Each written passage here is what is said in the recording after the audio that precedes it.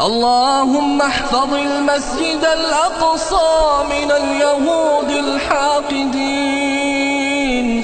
اللهم أعد المسجد الأقصى إلى رحاب المسلمين.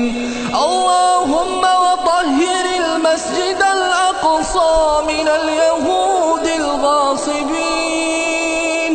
اللهم عليك بهم فإنهم لا يعجزونك يا قوي يا متين.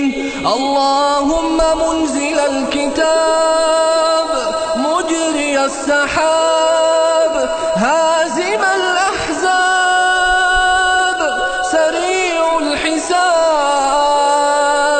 اهزم اليهود وزلزلهم يا قوي يا عزيز.